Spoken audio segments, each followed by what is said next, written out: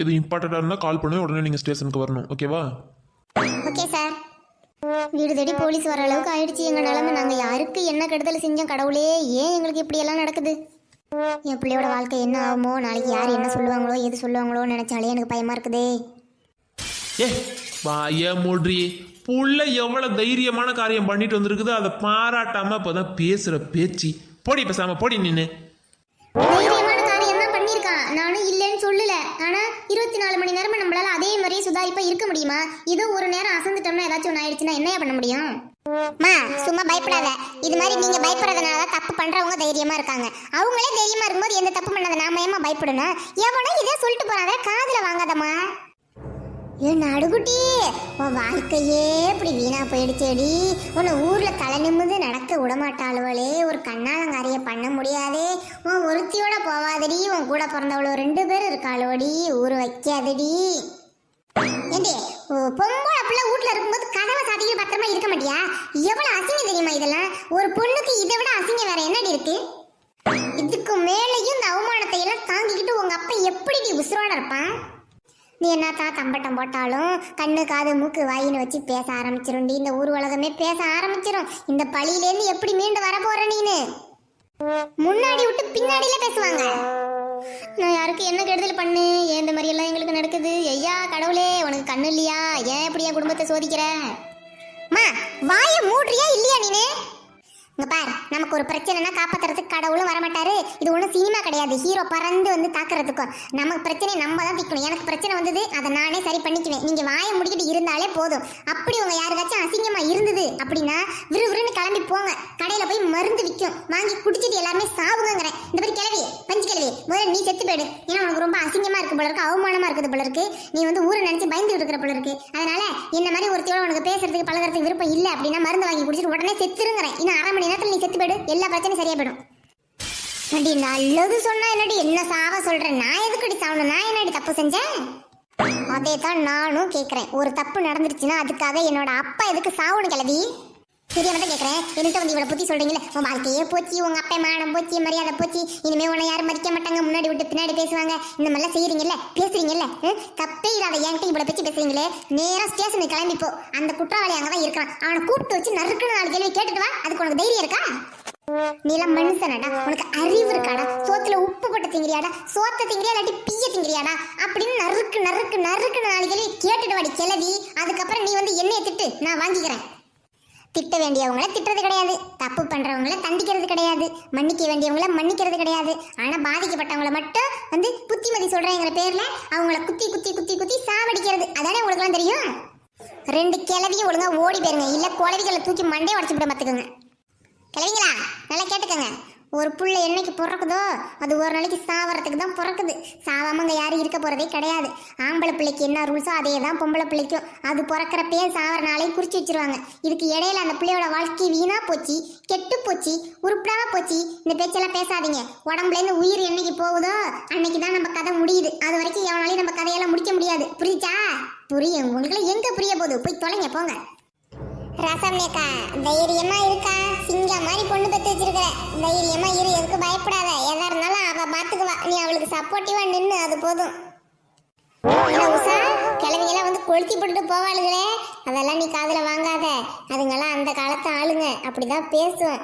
நீ செஞ்சதுதான் கரெக்ட், நீ செஞ்சதுதான் சூப்பர். அப்படித்தான் இருக்கணும் ஒரு பொம்பளை புள்ள. ஏ உஷா, உன்னோட தைரியத்தை பாராட்டி காலேஜில் உனக்கு பாராட்டு விழா வச்சிருக்காங்கடி, வச்சிருக்காங்க. ஏய், எங்கள் மேமே சொன்னாங்கடி, உன்னை மீட் பண்ணணும்னு சொன்னாங்க. அது போக எல்லா பசங்களுக்கும் நீ ஸ்பீச் கொடுக்கணுமா. அந்த டைமில் உனக்கு எப்படி அந்த மாதிரி தோணுச்சு, எப்படி நீ தைரியமாக அந்த மாதிரி முடிவெடுத்த, அந்த மாதிரிலாம் நிறையா நீ மற்ற பிள்ளைங்களுக்கு சொல்லி கொடுக்கணும்னு சொல்லி கூப்பிட்டாங்கடி. அப்படியா? இருக்கட்டும், என் பெருமைகளை நான் பேசினா தானே நல்லா இருக்கும், வந்து பேசுகிறேன். ஆனால் அதுக்கு முன்னாடி ஒரு முக்கியமான வேலை ஒன்று இருக்குது, அதையும் முடிச்சிருவோமா? ஏன்னா நமக்கு நியூ இயர் வருது. வருஷம் 2024 முடிஞ்சு 25 புதுசாக பிறக்குது. 24ல இந்த பழசுகள் எல்லாம் அப்படி கழிச்சு கட்டிட்டோம்னு வச்சுக்கிறேன். 22 அப்படி ஃப்ரெஷ்ஷாக ஸ்டார்ட் பண்ணலாம்ல. அதனால முக்கியமான வேலை ஒன்று இருக்குது, அதை முடிச்சிருவோமாடி? என்ன உஷா, அப்படி என்ன முக்கியமான வேலை? சொல்கிறேன்டி, எல்லாரும் நல்லா கவனமாக கேளுங்க. அந்த முக்கியமான வேலை என்ன அப்படின்னா, ரெண்டு கிளை வந்ததுல பழைய பஞ்சாங்கத்தை பேசிக்கிட்டு அதுங்கள விஷத்தை வச்சு கொல்ல போறேன். அதுதான் 2024 செய்ய போற கடைசி நல்ல காரியம். 2025 பிறக்கும் போது வருஷமும் புதுசா இருக்கணும், மனுஷங்களும் புதுசா இருக்கணும். அப்பதாண்டி நம்மள மாதிரி பிள்ளைங்க தைரியமா வெளியே வந்து பயமுறுத்தாமனாலும் இருப்பாங்க. நீ கிளவி நம்மளை எப்படி எல்லாம் பயமுறுத்துது பாத்தியா? அதனால கிளவிய கொண்டுட்டு வண்டி. அதான் வரியா? ரெடி, வாங்க எல்லாரும் போலாம். கடவுளே 2025 எங்களுக்கு நல்லதே நடக்கணும்ப்பா. 2025 கடவுள் தான்க்கா நம்மளுக்கு கருணை காட்டணும்.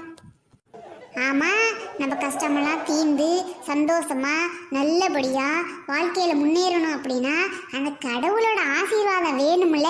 2025 அது கிடைக்கணும்னு மனசார வேண்டிக்கிறேன் நான் கடவுளை. 24 இப்படித்தானே வேண்டிக்கிட்டீங்க? என்ன நடந்துச்சு? சாப்பாட்டுல எப்படி உப்பு, புளிப்பு, இனிப்பு, கசப்பு, உரப்பு எல்லாமே இருக்குமோ அதே மாதிரி வாழ்க்கையிலையும் இன்பம், துன்பம், கஷ்டம், நஷ்டம், சோகம், சந்தோஷம் எல்லாமே இருக்கத்தான் செய்யும். அதை எல்லாத்தையும் எப்படி சமாளிக்கணுங்கிறதுக்கு நம்மளுக்கு தைரியமும் தன்னம்பிக்கையும் தான் வேணும். அதுக்கு கடவுள் தேவை கிடையாது. நீங்க எல்லாம் என்னைக்குதான் திருந்துவீங்களே எனக்கு தெரியல. பாவம், அவருக்கு எவ்வளவு வேலை இருக்கு தெரியுமா?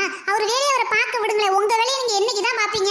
நீ வாழ்க்கையில முன்னேறணும்னு நினைச்சா நீ முயற்சி பண்ணாதானே அது நடக்கும். நீ முயற்சியும் பண்ண மாட்டேங்கிற. பாவம், அந்த கடவுளை போட்டு டார்ச்சர் வேற பண்ற. அவர் என்ன பண்ண முடியும்? நீயே சொல்லு.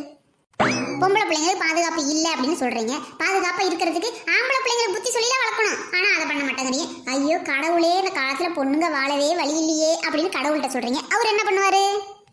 ஒரு பிரச்சனை நடந்துருச்சுன்னா அந்த பிரச்சனைக்கான தீர்வு என்ன அப்படின்னு யோசிக்க மாட்டாங்க. பிரச்சனை முடிஞ்சு போன பிரச்சனையை பேசி பேசி தலையில கையை வச்சுக்கிட்டு ஐயோ இப்படி நடந்துருச்சே இப்படி நடந்துருச்சே இப்படி நடந்துருச்சேன்னு உட்காந்துருக்கீங்களே தவிர அடுத்தது என்ன, அடுத்து மூவ் பண்ணி போய்கிட்டே இருக்கணும் அப்படிங்கிற எண்ணமே உங்களுக்கு வரமாட்டேங்குது. நீங்க எல்லாம் என்னத்தை வருஷத்தை புதுசா பிறந்து மட்டும் நம்ம என்னத்தை நீங்க எல்லாம் திருந்த போறீங்க? தன் கையே தனக்கு உதவி, தன்னோட தன்னம்பிக்கையே தனக்கு உதவி. ஞாபகம் வச்சுக்க, நல்லா சொல்லு மறுபடியும். தன் கையே தனக்கு உதவி. எப்ப பார்த்தாலும் யாராச்சும் வந்து நம்மளுக்கு உதவி பண்ணுவாங்களா? நம்ம கஷ்டத்தை தீக்க யாராச்சும் வருவாங்களா? கடவுள் வருவாரா? இல்லாட்டி சினிமால இருந்து ஹீரோ மாதிரி யாராச்சும் வருவாங்களா? திடீர்னு புதுசா பிறந்து யாராச்சும் வருவாங்களா? கோடிக்கணக்கில் நம்மளுக்கு புதையல் கிடைக்குமா? இந்த மாதிரியே பேசுறதை விட்டுட்டு நமக்கு என்ன வேணுமோ அதை நம்மளால தான் செஞ்சுக்க முடியும். நமக்கு என்ன வேணுங்கிறத நம்மளாலே செய்ய முடியலன்னா அடுத்தவங்க யாரும் செய்வாங்க? இதை புரிஞ்சுக்க மாட்டேங்கிறீங்க யாருமே. முதல்ல என்னோட தேவையை நான் நிறைவேற்றிக்குவேன், என் கூட இருக்கிறவங்களுக்கு முடிஞ்சா நான் உதவி பண்ணுவேன் அப்படிங்கிற எண்ணம் இருந்தா போதும். எப்ப பார்த்தாலும் அடுத்தவங்க எனக்கு உதவி பண்ணணும்னே நினைக்க கூடாது. நான் அடுத்தவனுக்கு உதவி பண்றேன்னு நினைச்சு பாருங்களேன். இந்த வருஷமாவது நல்ல வருஷமா இருக்கட்டும். ஏ உஷா, திடீர்னு எப்படி உனக்கு இவ்வளவு அறிவு வந்துச்சு? என்னால நம்பவே முடியலடி. அதெல்லாம் ஒண்ணு இல்லடி ஆண்டி. நம்ம கஷ்டத்தை தீக்க ஒருத்தவங்க வருவாங்கன்னு நினைக்கிறத விட்டுட்டு நம்ம கஷ்டத்தை நாம தான் தீக்கணும்னு நினைச்சாலே உலகத்துல பாதி பிரச்சனை வரவே வராது அப்படின்னு எனக்கு தோணுதுடி. Happy new year. Happy new year.